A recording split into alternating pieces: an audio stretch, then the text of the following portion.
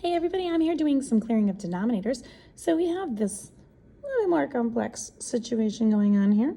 So what we're going to do is we're going to take a look at this and we're going to try to evaluate what we need to do here to get rid of these numbers in the denominator.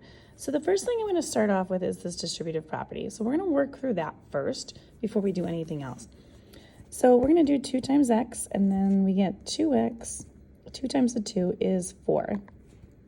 Now that I have that, now we're going to take a look at what we can do to get rid of the denominators. So I see that if I wanted to have all same denominators, I would need to have an 8 in the denominator, right? Because 4 can go into 8. 8 is also the best denominator for these. It's the lowest common denominator. So we're going to actually take that 8 and we're going to multiply all 3 parts of this equation by the 8. Now what that's going to do in 1 second, as you can see, do this over here. Now here, the 8s are going to cancel here. Here we have 8s. Those are going to cancel. If they are denominators and numerators, if we're multiplying by that number 8, then they cancel each other. Now over here, 4 can cancel.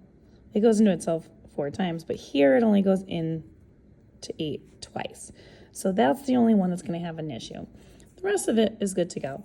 So now what we're going to have here is 2 times this up on the numerator. So we have 2 times 2x, which is going to be 4x. 2 times the 4, which is 8. And then we have the rest of this, which is going to be plus x minus 4. And this 8 canceled out, so we're still left with the 5 here. So now there's no denominators whatsoever.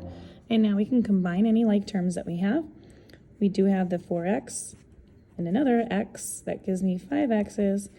And then we have the 8 minus 4, which is plus 4.